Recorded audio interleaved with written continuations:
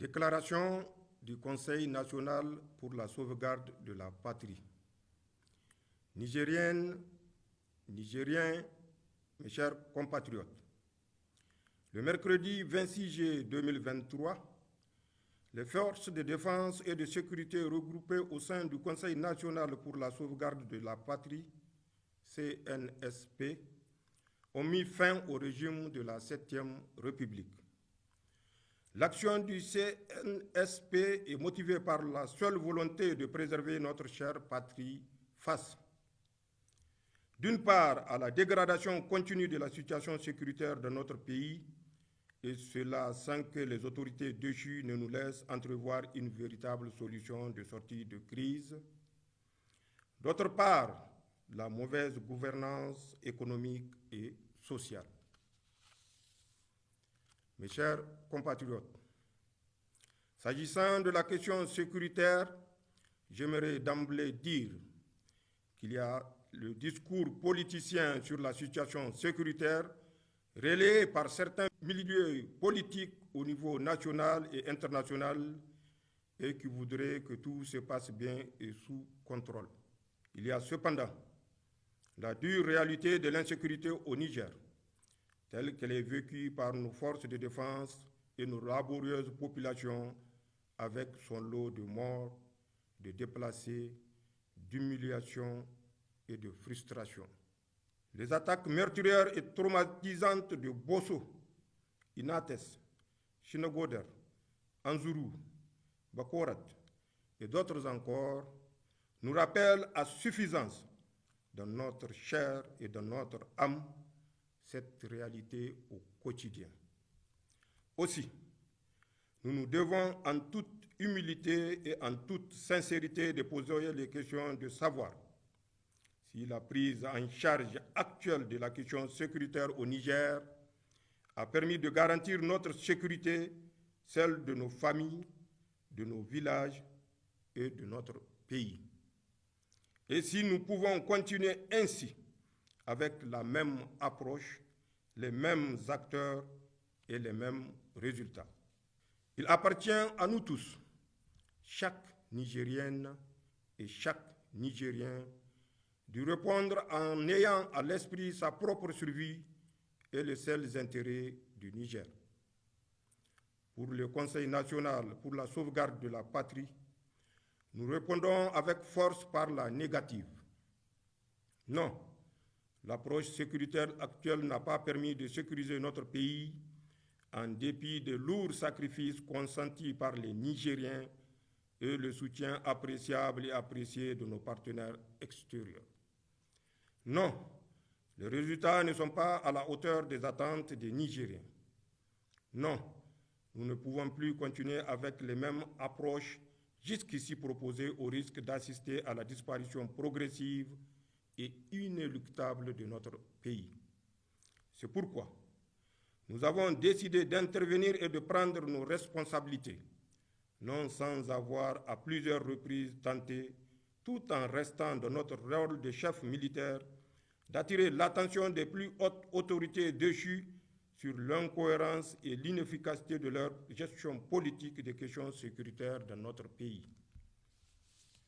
Mes chers compatriotes, parlant d'incohérence et d'inefficacité, il faut véritablement s'interroger avec nous sur le sens et la portée d'une politique sécuritaire qui consiste à procéder à la libération extrajudiciaire de plusieurs chefs terroristes sans garantie aucune dans le contexte qui est le nôtre. Sur le sens et la portée du recrutement et du détournement à des fins politiciennes de plusieurs centaines d'éléments FDS en dehors du cadre militaire traditionnel et en les plaçant directement sous la seule autorité des politiques. Sur le sens et la portée de la décision d'un commandant en chef qui ordonne la libération des bandits lourdement armés pris sur un théâtre d'opérations militaires au seul motif qu'ils seraient ses alliés. Le sens et la portée de propos d'un commandant en chef des armées qui déclare devant le monde entier que ces soldats qui se battent au prix de leur vie sont moins forts et moins aguerris que les terroristes. Le sens et la portée d'une approche sécuritaire de lutte contre le terrorisme qui exclut toute véritable collaboration avec le Burkina Faso et le Mali, alors même que nous partageons avec ces deux pays voisins la zone du Liptako-Gourma dans laquelle se concentre aujourd'hui l'essentiel des activités des groupes terroristes que nous combattons. Mes chers compatriotes, de toute évidence, les autorités déchues se sont engagées dans une approche qui consiste à mettre en place une sorte de milice pour leurs propres intérêts. Toute chose qu'aucun patriote sincère ne saurait accepter.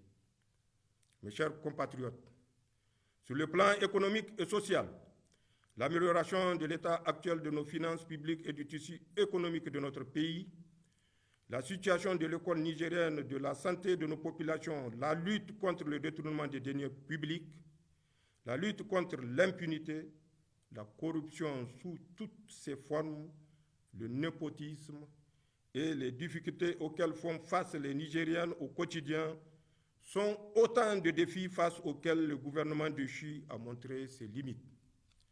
Nigériennes, Nigériens, mes chers compatriotes, pour finir mon propos, à l'endroit de nos populations, je réitère l'appel du Conseil national pour la sauvegarde de la patrie à la sérénité, au calme, à la vigilance et à un sursaut patriotique.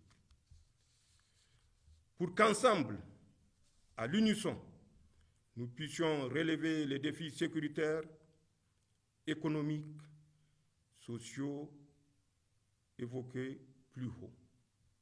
À l'endroit de la communauté internationale, le Conseil national pour la sauvegarde de la patrie réaffirme sa volonté de respecter tous les engagements internationaux souscrits par la République du Niger ainsi que des droits de l'homme. Aussi, je demande aux partenaires techniques et financiers amis du Niger d'appréhender la situation spécifique de notre pays pour lui apporter tous les soutiens nécessaires afin de lui permettre de relever les défis ci-évoqués. Enfin, le Conseil national pour la sauvegarde de la patrie, par ma voix, demande aux partenaires et amis du Niger, en cette étape cruciale de la vie de notre pays, de faire confiance à nos forces de défense et de sécurité, garantes de l'unité nationale, de l'intégrité du territoire et des intérêts supérieurs de notre nation. En ces temps difficiles que traverse notre patrie, nous savons compter sur votre esprit de patriotisme pour que la nation nigérienne soit sauvegardée. Vive le Conseil national pour la sauvegarde de la patrie. Vive le Niger. Je vous remercie.